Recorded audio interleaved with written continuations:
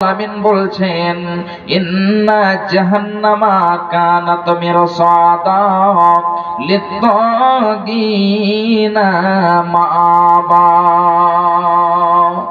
এবং এই জাহান্নাম খানা সার্কাসদের ঠিকানা হবে, যারা হলো সীমা লঙ্ঘনকারী।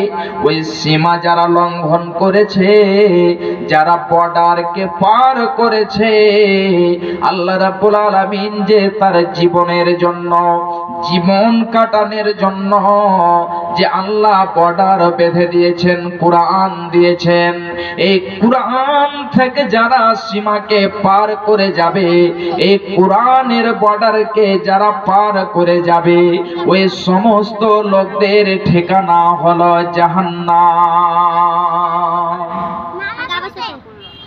আজকে আমরা পৃথিবীর মায়ায়, পৃথিবীর মোহাব্বতে, পৃথিবীর ভালোবাসাতে আখিরাতকে বলে ভুলে গেলাম, জাহান্নামকে বলে ভুলে গেলাম, কবরকে বলে ভুলে গেলাম।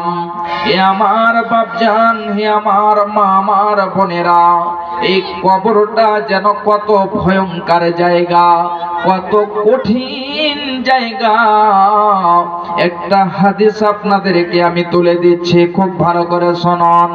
হযরতে হানি রাদিয়াল্লাহু তাআলা আনহু বয়ান করেছেন, বিশ্বজাহানের খলিফাতুল মুসলিমিন হযরতে উসমান রাদিয়াল্লাহু তাআলা আনহু, হযরতে উসমান রাদিয়াল্লাহু তাআলা আনহুর দাস হযরতে হানি রাদিয়াল্লাহু তাআলা আনহু বলছেন, হযরতে উমর, হযরতে উসমান রাদিয়াল্লাহু তাআলা আনহু যখন কবরের পাশে দাঁড় হতেন, এমন যেন ক্রন্দন করতেন, এমন কান্নায় ভেঙে পড়তেন, চোখ দিয়ে জল ঝরে ঝরে ঝরে তিনার দাড়ি পর্যন্ত ভিজে যেত, তিনার যেন চেহারা পর্যন্ত ভিজে যেত।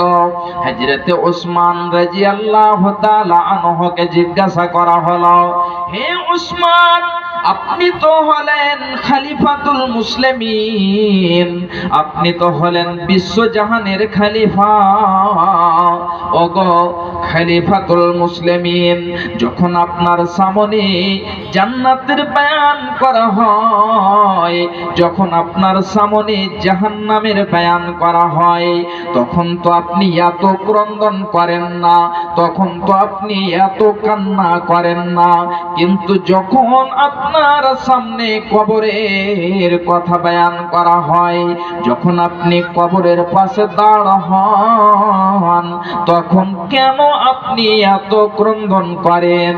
ওগো খলিফাতুল মুসলিমিন, একটাবার আপনি আমাদেরকে বলে দেন।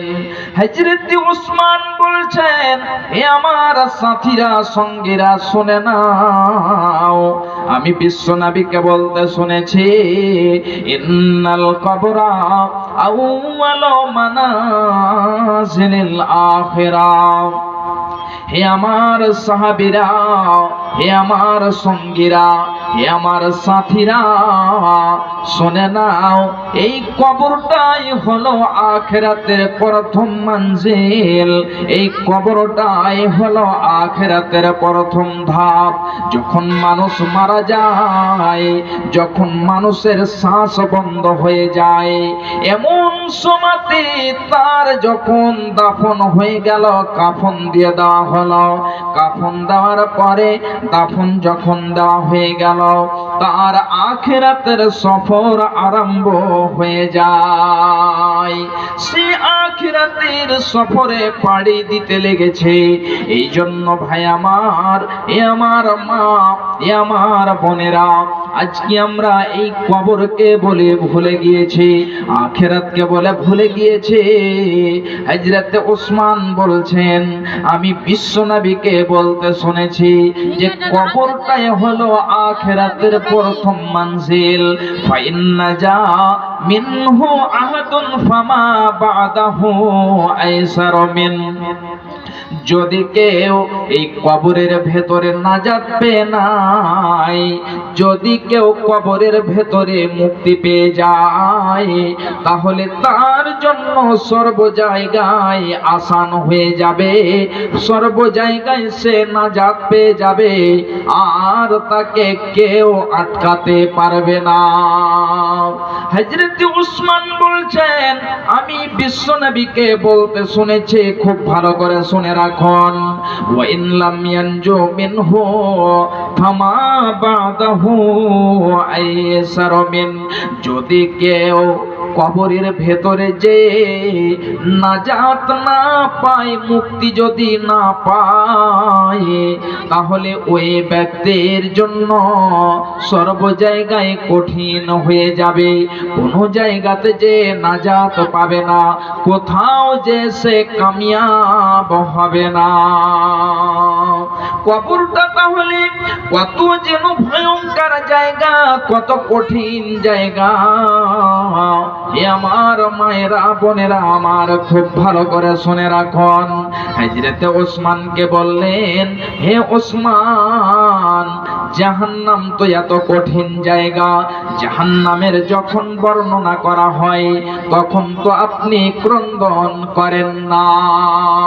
কবরটা কত ভয়ঙ্কর জায়গা, শুধু তাই নয়, একটি হাদিস আপনাদেরকে আমি তুলে দিচ্ছি, খুব ভালো করে শুনে রাখুন। হযরত বারা ইবনে আযিব রাদিয়াল্লাহু তাআলা আনহু বয়ান করেন, বিশ্ব নবী নবী জনাব মুহাম্মদুর রাসূলুল্লাহ সাল্লাল্লাহু আলাইহি ওয়াসাল্লাম একদা একটি কবরের পাশে তা বসে রয়েছেন, এবং বসে বসে বসে বসে তিনার চোখ দিয়ে জল ঝরেও আসছে, তিনার চোখ ঝরে আসছে।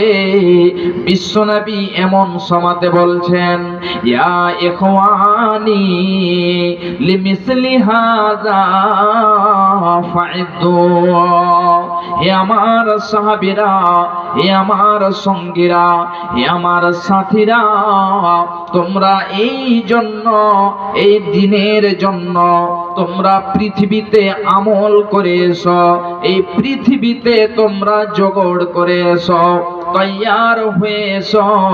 শুধু পৃথিবীতে তুমি যাবে, খাওয়া দাওয়া করবে, তুমি তোমার ছেলে মেয়েকে আনন্দ দিবে, তোমায় তোমার বিবিকে আনন্দ দেবে, মাতা পিতার মুখে যেন হাসি ফুটাবে, শুধু এটাই তোমার দায়িত্ব নয়।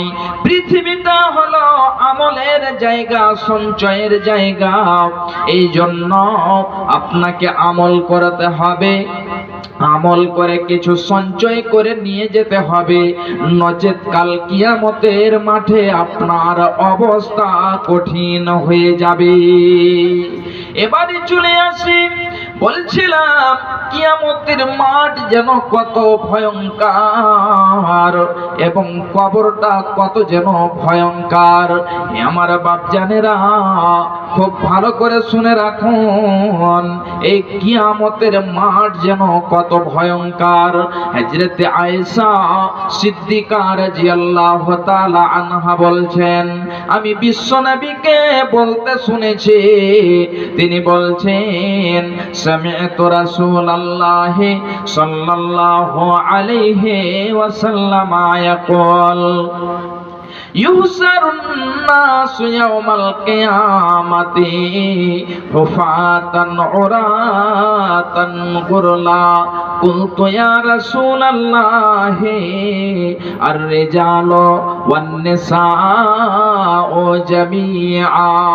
খুব ভালো করে শুনে রাখুন, হযরত আয়েশা বলছেন, আমি বিশ্বনবীকে বলতে শুনেছি, তিনি বলছেন, কাল কিয়ামতের মাঠে মানুষদেরকে একত্রিত করা হবে, এক জায়গাতে জমা করা হবে, এমন সমাতে তাদের পরনে কোন রকমের জুতো থাকবে না, তাদের পরনে কোন রকমেরই চপ্পল থাকবে না, সবাই খালি পায়ে থাকবে।